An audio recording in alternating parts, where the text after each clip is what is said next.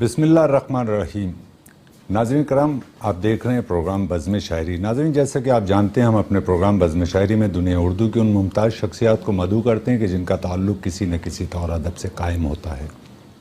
इसी ताल्लुक़ से आज हमारी बज़्म शायरी में एक ख़ूबसूरत लब व लहजे की शायरा उम्तलह वफ़ा मौजूद हैं।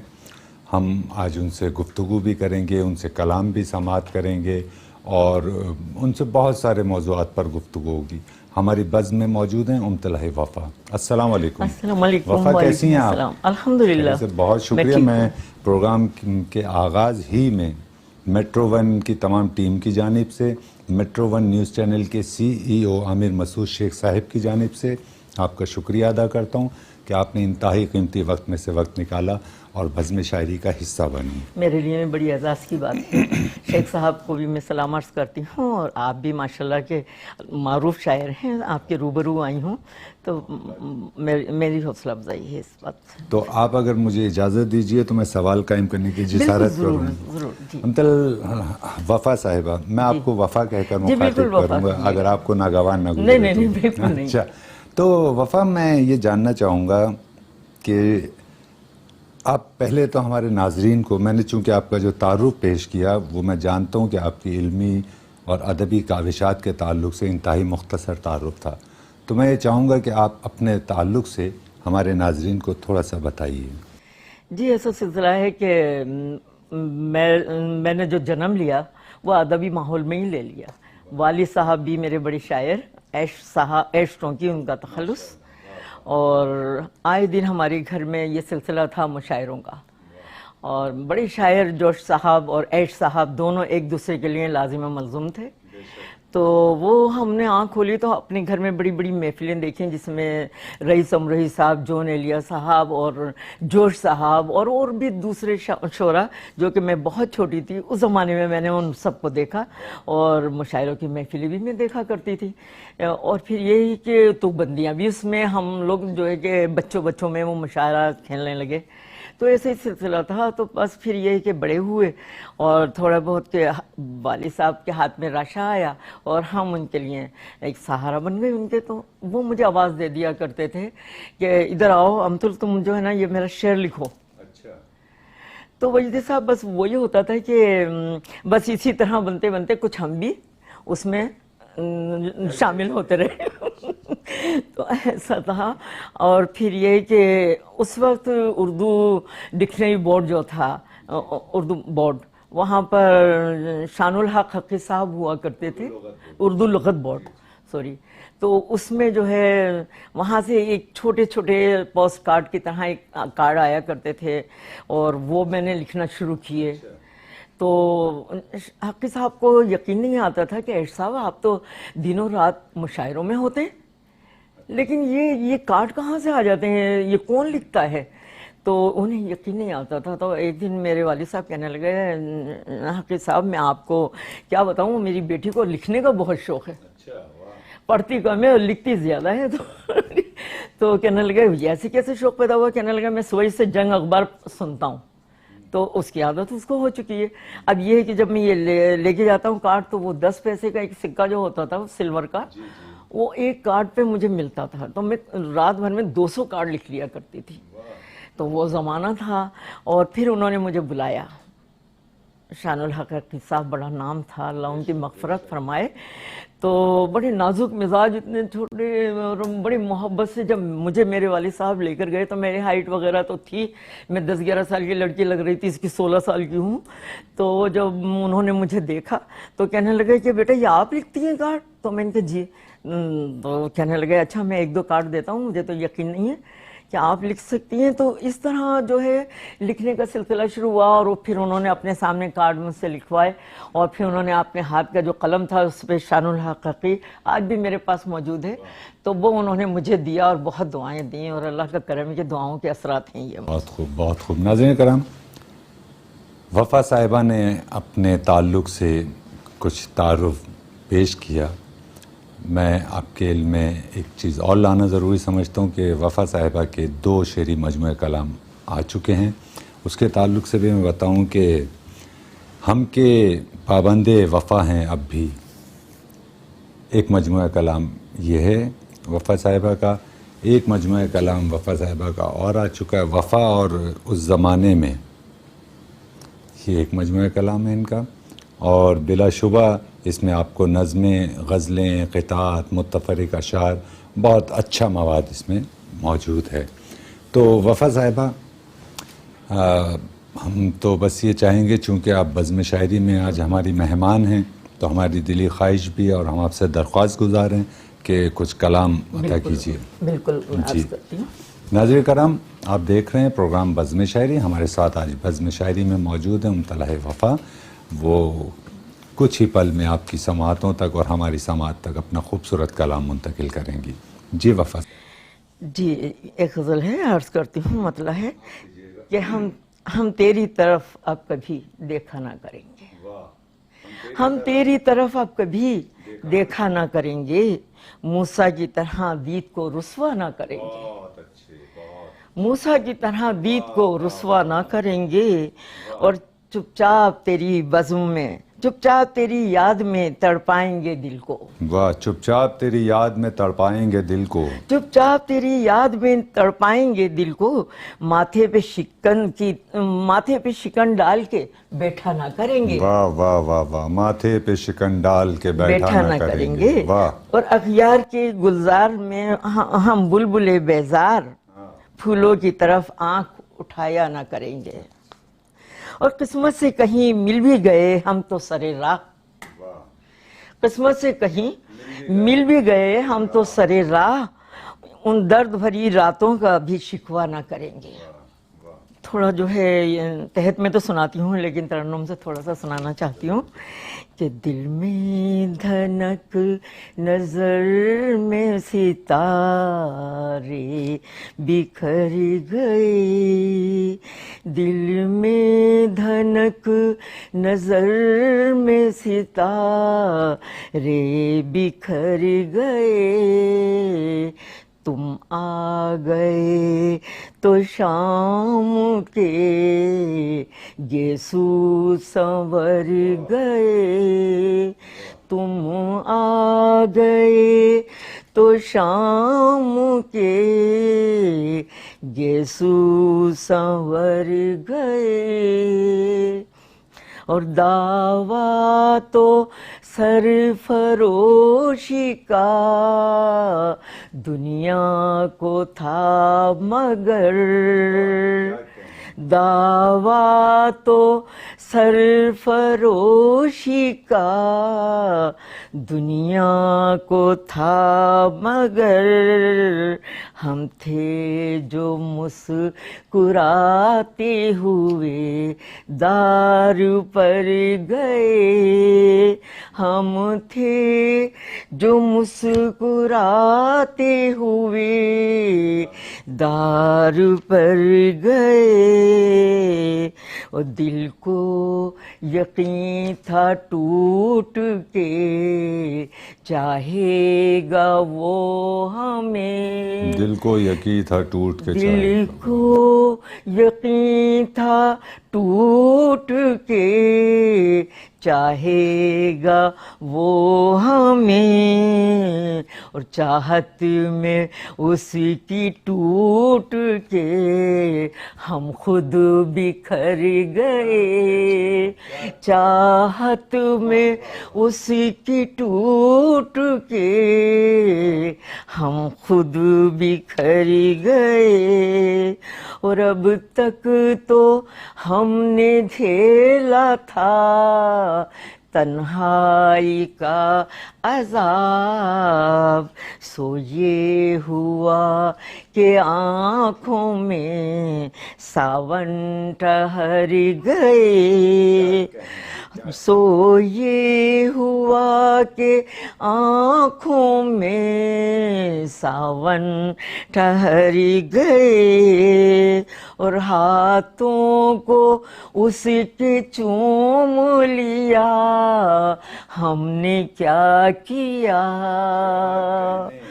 ہاتھوں کو اسی کے چوم لیا، ہم نے کیا کیا، ہم بے خودی میں حد ادب سے گزر کیا گئے، ہم بے خودی میں حد ادب سے گزر گئے، اور دشمن کو بھی خدا نہ کرے مبتلا عشق، دشمن کو بھی خدا نہ کرے مبتلا عشق، کتنے حواس سے گئے کتنوں کے سر گئے، کتنے حواس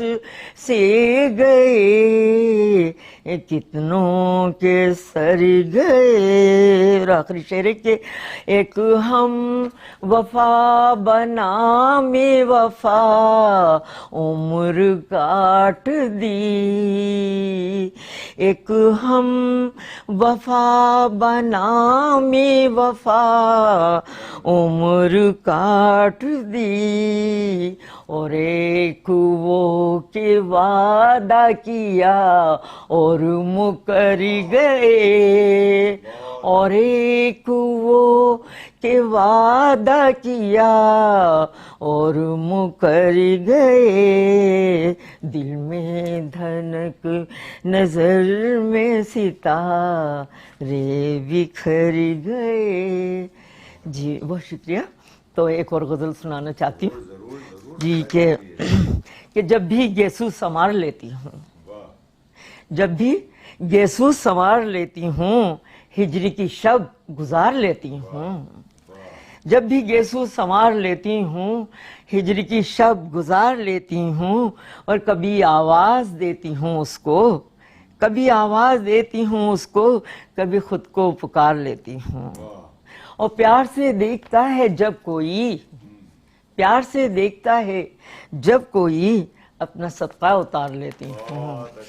بہت شکریہ۔ اور جب بھی کوئی مجھے بلاتا ہے، جب بھی کوئی مجھے بلاتا ہے، اور خود کو سنوار لیتی ہوں، اور خود کو سنوار لیتی ہوں، اور تو غم روزگار دیتا ہے، تو غم روزگار دیتا ہے، میں غم روزگار لیتی ہوں، میں غم روزگار لیتی ہوں، اور تو نہیں آتا جب شب وعدہ، تو نہیں آتا جب شب وعدہ، اپنے دل کو میں مار لیتی ہوں، اپنے دل کو میں مار لیتی ہوں، اور اپنے دشمن سے انتقام وفا، اپنے دشمن سے انتقام وفا صرف ایک بار لیتی ہوں۔ بہت اچھے وفا، صرف پھر زحمت ایک بار کیجئے، لیتی واہ واہ، ہوں۔ پھر زحمت کیجئے، اپنے دشمن سے انتقام اپنے وفا۔ دشمن سے انتقام وفا، اپنے دشمن سے انتقام وفا صرف ایک بار لیتی ہوں، جب بھی گیسو سنوار لیتی ہوں،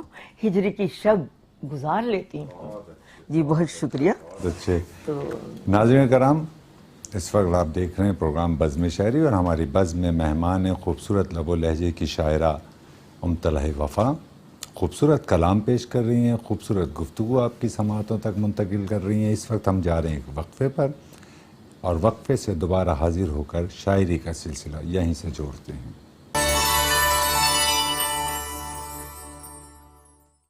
ناظرین کرام، ہم وقفے سے دوبارہ آپ کی خدمت میں حاضر ہو چکے ہیں۔ آپ دیکھ رہے ہیں پروگرام بزم شاعری۔ آج بزم شاعری میں مہمان ہیں خوبصورت لب و لہجے کی شاعرہ امطلح وفا، جو خوبصورت کلام پیش کر رہی ہیں۔ ان سے ہم مختلف موضوعات پر گفتگو بھی کریں گے، اور پھر وہ کچھ ہی عرصہ قبل بیرونی ملک کے دورے سے واپس بھی آئی ہیں، وہاں کے تعلق سے بھی ان سے جانیں گے۔ تو ہم وقفے سے واپس آ چکے ہیں، امطلح وفا ہمارے ساتھ موجود ہیں۔ وفا صاحبہ، خوبصورت کلام آپ نے پیش کیا، اور ہم آپ کے شکر گزار ہیں کہ آپ نے ہماری درخواست کو بہت شکریہ مجدی صاحب۔ تو وفا، آپ یہ بتائیے کہ گزشتہ دنوں آپ کا بیرون ملک جانا بھی ہوا، اور پھر آپ اپنے ملک کے بھی ادبی حالات سے بخوبی واقف ہیں، تو یہاں کے ادبی ماحول میں، یہاں سے مراد پاکستان کے ادبی ماحول کے تعلق سے یا پاکستان کے علاوہ کراچی کے ادبی جو ماحول ہے وہ اور پھر آسٹریلیا کے ادبی ماحول میں آپ نے کوئی نمایاں فرق دیکھا یا کچھ فرق محسوس کرتے ہیں آپ؟ ہاں، فرق تو ایسا کوئی خاص نہیں ہے. وہی شاعر جو یہاں ہیں وہ وہاں بھی ہیں، اور میں سمجھتی ہوں کہ ہم جب یہاں سے وہاں جاتے ہیں تو بہت رسپیکٹ ہوتی ہے ہماری، اور یہ کہ ہمیں مواقع ملتے ہیں کہ مشاعرے، اور وہ اپنے گھروں میں اہتمام کرتے ہیں اور وہاں چھوٹی موٹی تقریبات بھی رکھتے ہیں. کیونکہ ہم تو یہ کہ مشاعرے کے حوالے سے میرا تو جانا نہیں ہوا، لیکن یہ کہ جب وہاں کے اخبارات کے حوالے سے خبریں پھیلتی ہیں تو وہاں سب کی خواہش ہوتی ہے کہ ہمارے گھر ایک محفل ہو جائے. اور یہ محبتیں ہیں ان سب کی. تو پہلے کبھی میرا جانا ہوا تھا، امریکہ گئی تھی، ہیوسٹن، تو وہاں میری ایک بیٹی ہوتی ہیں. جی ہاں، تو وہاں بھی کافی شعراء سے میری ملاقات ہوئی اور وہاں 3-4 مہینے میرے گزارے میں نے. اس کے بعد ہی یہ سلسلہ جو ہے، جب بچے میرے وہاں ہیں تو وہاں جانا آنا میرا رہتا ہے. اور ایسا ہے وجدی صاحب کہ شاید زندگی اب جو رہ گئی ہے وہ سفر کے لیے رہ گئی ہے. میں کراچی میں بہت کم اور باہر ممالک میں کچھ زیادہ ہی رہتی ہوں. اور آپ نے زندگی کے سفر کے تعلق سے کہا تو یوں ہی ذہن میں آتا ہے کہ زندگی ویسے نام ہی ایک سفر کا ہے. واقعی یہ زندگی ایک سفر ہے. تو زندگی کا سفر تو میرا بہت جلدی شروع ہو گیا تھا. تو میں یہ بتاؤں کہ جب میں نے ہوش سنبھالا تو میرے والد صاحب اکثر میرے ساتھ ہی رہتے تھے، اور نا یوں کہ میں ہی ان کی بڑی اولاد تھی. اچھا، اب ان کا یہ تھا کہ ان کی تیسری شادی سے میں ہوئی تھی، تو ان کی 2 بیویوں سے ان کی اولادیں نہیں تھیں، تو تیسری کو وہ بہت اپنے قریب رکھا کرتے تھے. لیکن پھر یہ اتفاق ایسا ہوا کہ شادی کے سلسلے آئے اور جلدی شادی کے نصیب جاگے میرے. تو میرے والد نے جب بلایا مجھے تو کہنے لگا کہ بیٹا وہ تم تو بہت چاہتی ہو کہ شادی ہو جائے. تو میں نے کہا جی ہاں میں تو بہت چاہتی ہوں. تو کہنے لگے یہ لڑکا جو ہے یہ دیکھو یہ کیسا ہے اور یہ وہ. میں نے کہا لڑکے کو چھوڑیے، بس شادی کر دیجئے. وہ میرے پیروں کی پازیب لے آئے اور ہاتھوں کے کنگن لے آئے. اچھا اچھا. تو اس وقت پھر میرے ابو مجھے دیکھنے لگے کہ اتنی چھوٹی عمر میں کتنی بڑی بات کر رہی تھی. مجھ سے کہنے لگے چلو اگر تم کچھ اچھا سا شعر کہہ سکتی ہو کیا. تو میں نے اس وقت کہا کہ پھول بن کر تباہ ہوگی کلی، پھول بن کر تباہ ہوگی کلی، بن کھلی ہی رہے تو اچھا ہے. پھول بن کر تباہ ہوگی کلی، بن کھلی ہی رہے تو اچھا ہے. تو زندگی کا سفر وہاں سے شروع ہوا اور بہت جلدی میں میری شادی ہوئی. ابا انٹرنیشنل مشاعروں میں جایا کرتے تھے، آل انڈیا وغیرہ یہ وہ، اور بس وہ جلدی جلدی میری شادی وادی کر کے اور ہاتھ جیسے دھو لیا انہوں نے اور مجھے رخصت کیا اور وہ روانہ. وہ بھی روزانہ کہ ان کی یہ آئے دن مصروفیات تھی. تو یہ سلسلہ تھا ہمارا. بہت اچھے. تو آپ کو ناگوار نہ گزرے تو ہم چاہیں گے، چونکہ ہمارا پروگرام بزم شاعری ہے تو ہم آپ کو بار بار یہ زحمت دیتے رہیں گے کہ آپ اپنا کلام پیش کیجیے. لیلا ہوں تو پھر قیس کا دیوانہ بنا دے، لیلا ہوں تو پھر قیس کا دیوانہ بنا دے، گر شمع سمجھتا ہے تو پروانہ بنا دے، گر شمع سمجھتا ہے تو پروانہ بنا دے. اور وہ خوش ہو تو ہر سنگ سے آنے لگے خوشبو، وہ خوش ہو تو ہر سنگ سے آنے لگے خوشبو، بگڑے تو گلستاں کو بھی ویرانہ بنا دے، بگڑے تو گلستاں کو بھی ویرانہ بنا دے.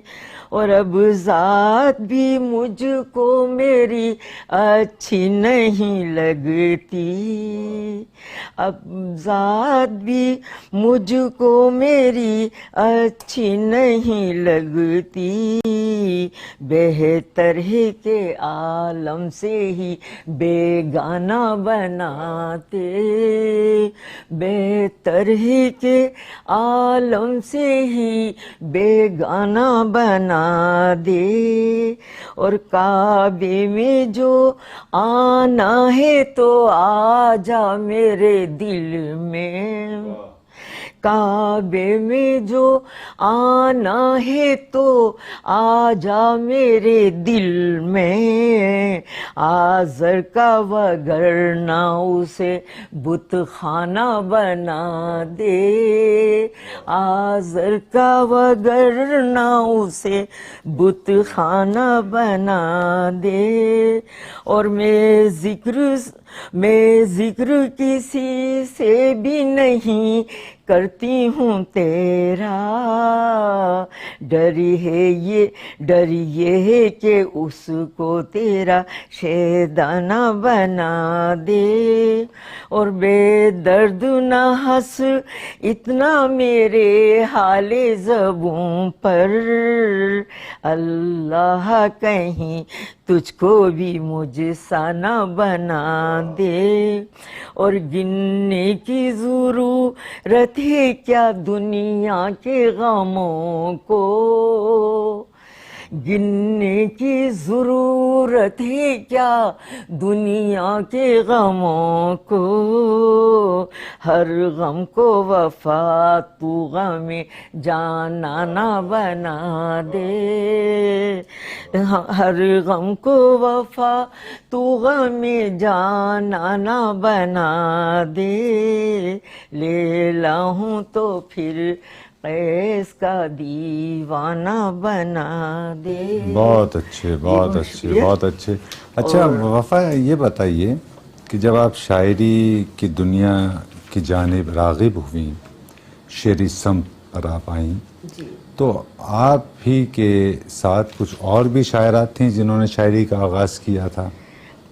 مجدی صاحب ایسا تھا کہ بہت زمانے تک، یوں کہ جب شادی ہوئی، شادی سے پہلے تو شاعری ہماری شروع ہی نہیں ہوئی، اور لکھا کرتے تھے، وہ کچن ڈائری جو ہو جاتی ہے اس میں جب شعر ذہن میں آیا اور لکھ لیا، لیکن پڑھنے کا مواقع تو ملتے ہی نہیں تھے، کیونکہ ماشاءاللہ ٹوئنز بچے میرے ہوئے، اور اللہ تعالیٰ نے بہت ساری مطلب اس میں بہت مال کیا اولاد میں، اور وہ جو ہے کہ پھر مجھے ٹائم نہیں ملتا تھا، بس وہ یہ کہ تھوڑا بہت جب ٹائم ملا تو اس میں لکھ لیا، اور اپنے ہی گنگنا لیے کام کرتے ہوئے، یہ موقع ملتے نہیں تھے۔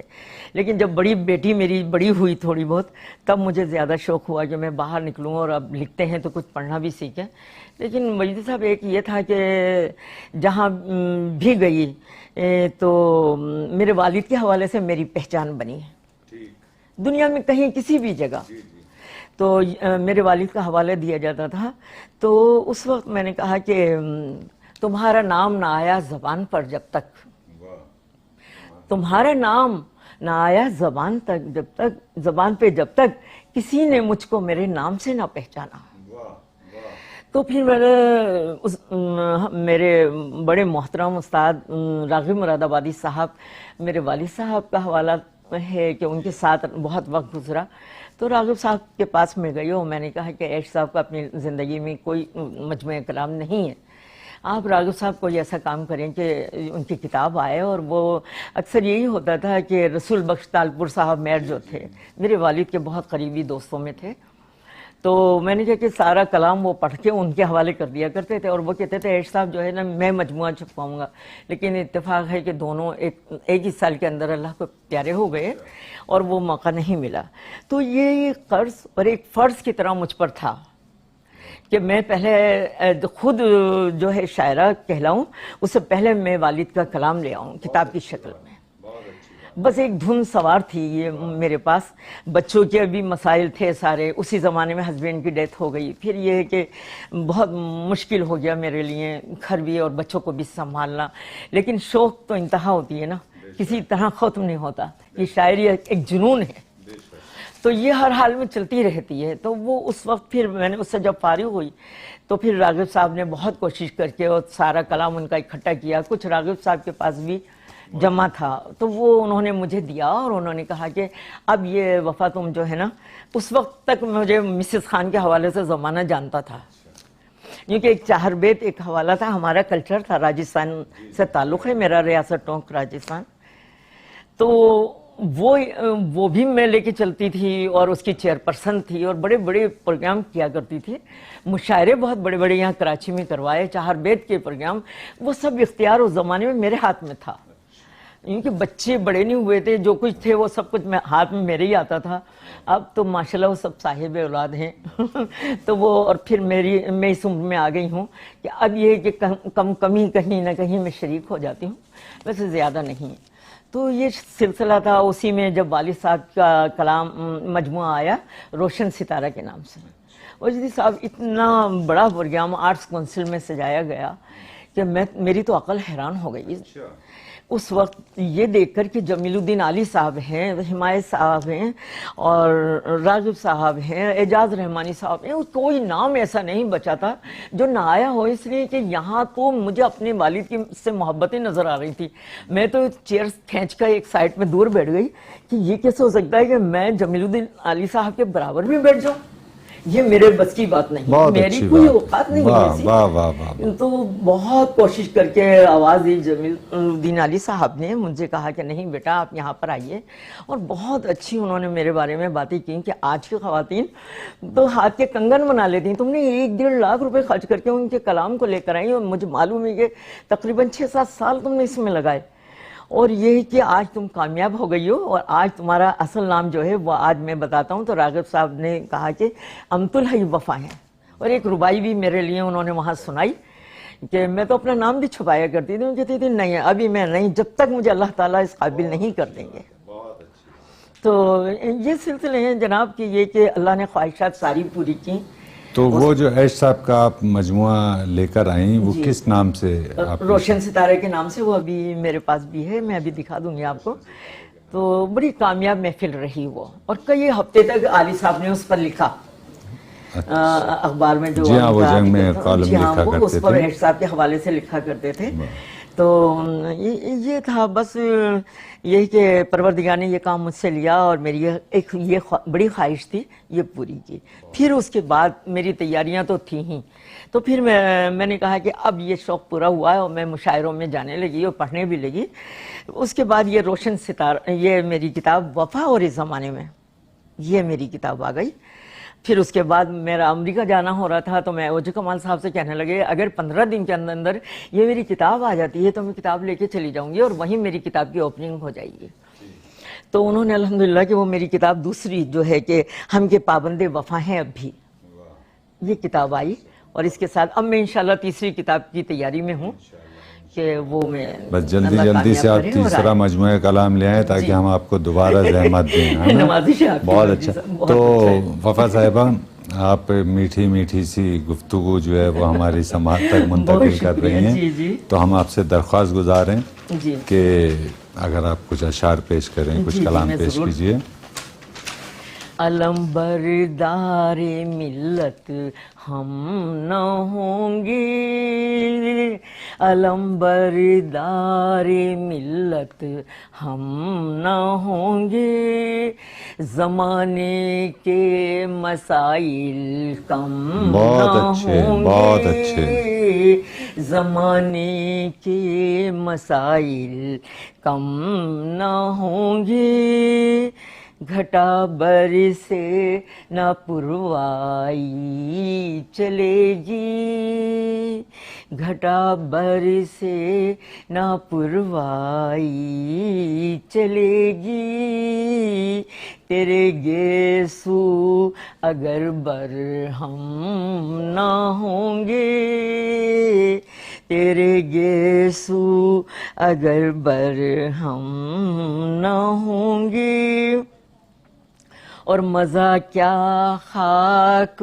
آئے گا سفر میں, مزہ کیا خاک آئے گا سفر میں, اگر راہوں میں پیچ و خم نہ ہوں گے, اگر راہوں میں پیچ و خم نہ ہوں گے, اور خیالوں کے جھروکے بند کر لو, خیالوں کے جھروکے بند کر لو, دلوں کے دل کشا ماتم نہ ہوں گے, اور جنوں کی چشم گر بینا نہ ہوگی، جنوں کی چشم گر بینا نہ ہوگی، نظارے عشق میں پہ ہم نہ ہوں گے، اور محبت دم سے قائم ہے ہمارے، محبت دم سے قائم ہے ہمارے، اڑے گی خاک جب ہم تم ہم نہ ہوں گے، اڑے گی خاک جب تم ہم نہ ہوں گے، اور وفا کو راہ رو منزل بنا لو، وفا کو راہ رو منزل بنا لو، قدم راہ وفا میں ضم نہ ہوں گے،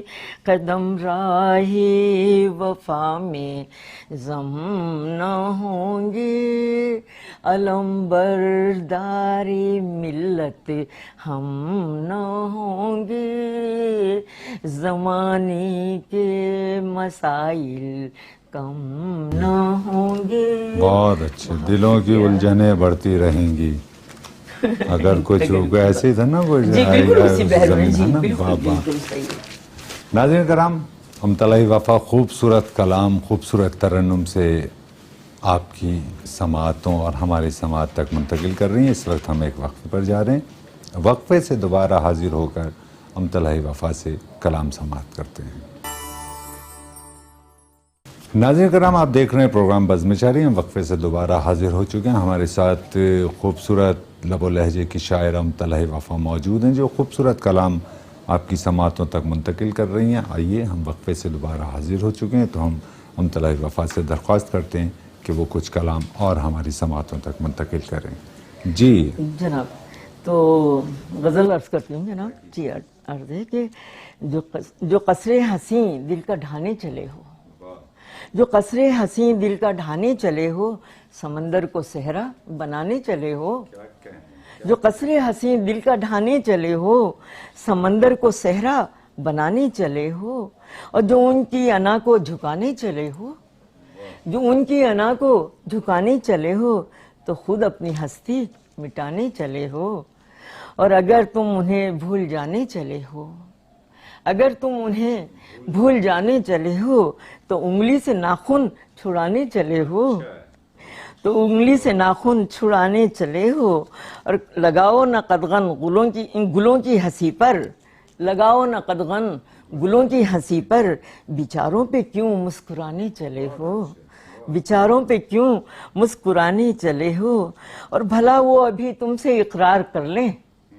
بھلا وہ ابھی تم سے اقرار کر لیں، ہتھیلی پہ سرسوں جمانے چلے ہو، بھلا وہ ابھی تم سے اقرار کر لیں، ہتھیلی پہ سرسوں جمانے چلے ہو، اور جنہیں آزما کر ہوئے ہو پشیماں، جنہیں آزما کر ہوئے ہو پشیماں، انہی کو ہی پھر آزمانے چلے ہو، انہی کو ہی پھر آزمانے چلے ہو، اور وفاؤں کی امید اور بے وفا سے، وفاؤں کی امید اور بے وفا سے، پہاڑوں پہ گنگا چڑھانے چلے ہو، اور جو قصر حسیں دل کا ڈھانے چلے ہو، سمندر کو صحرا بنانے چلے ہو۔ اور ٹائم بہت مختصر ہے، بہت کوشش تھی کہ بہت کچھ سناؤں، لیکن ایک اپنے کراچی کے حوالے سے، کہ دنیا میں تو جاتی ہوں لیکن اپنی کراچی سے بہتر مجھے کچھ پسند نہیں آتا، کہیں دل نہیں لگتا، 2 مہینے 3 مہینے حد ہے کہ 4 مہینے پھر میں دوڑی چلی آتی ہوں۔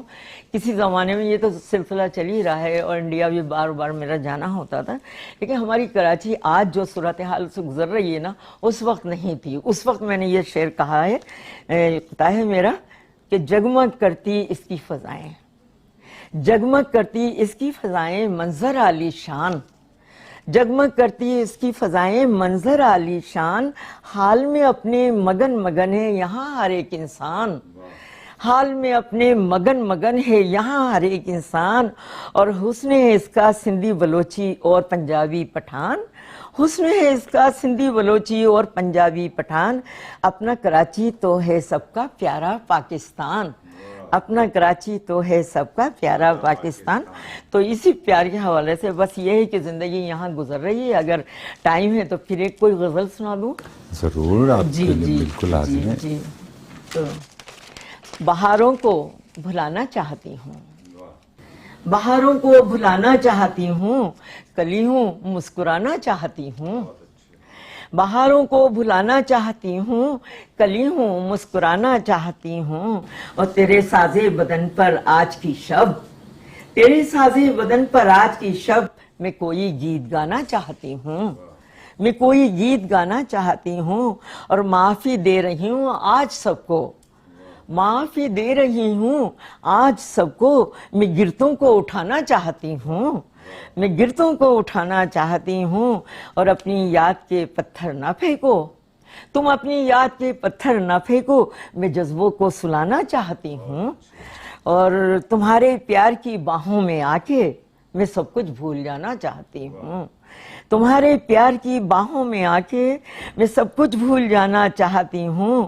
اور تمہاری یاد میں تعزیز تو یوں ہی، تمہاری یاد میں تعزیز تو یوں ہی چراغوں کو جلانا چاہتی ہوں، اور تمہاری طرز پر اب انتقاماً، تمہاری طرز پر اب انتقاماً وفا بدنام کرنا چاہتی ہوں، وفا بدنام کرنا چاہتی ہوں، بہاروں کو بھلانا چاہتی ہوں، کلی ہوں مسکرانا بہت چاہتی اچھے، ہوں۔ بہت اچھے۔ شکریہ جی۔ وفا صاحبہ، بہت شکریہ آپ کا کہ آپ بزم شاعری میں تشریف لائیں اور آپ نے اپنا خوبصورت کلام، اپنی خوبصورت گفتگو ہماری سماعت اور اپنے چاہنے والوں، آپ سے جو محبت کرتے ہیں، آپ کی شاعری سے محبت کرتے ہیں، ان تک آپ نے اپنا گفتگو اور اپنا کلام پہنچایا۔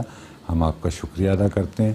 پروگرام اپنے اختتام میں پہنچ رہا ہے، لیکن میں اپنے احباب کے لیے کچھ کہنا چاہ رہی ہوں کہ میرے لیے سبھی لوگ ہیں لائق تعظیم، میرے لیے سبھی لوگ ہیں لائق تعظیم، ہر اہل علم کا میں احترام کرتی ہوں، ہر اہل علم کا میں احترام کرتی ہوں، میں ورثہ دار ادب ہوں، وفا ہے نام میرا، میں ورثہ دار ادب ہوں، وفا ہے نام میرا، مجھے ہے فخر کہ میں بنت ایشٹوں کی ہوں۔ بہت اچھے، بہت اچھے، بہت اچھے۔ ناظرین کرام، آپ سماعت کر رہے تھے امتلائی وفا سے خوبصورت گفتگو، خوبصورت کلام۔ پروگرام اپنے اختتام کو پہنچتا ہے۔ اپنے میزبان قیصر وجدی کو اجازت دیجیے۔ آئندہ ایک نئے مہمان کے ساتھ آپ کی خدمت میں حاضر ہوں گے۔ اللہ حافظ۔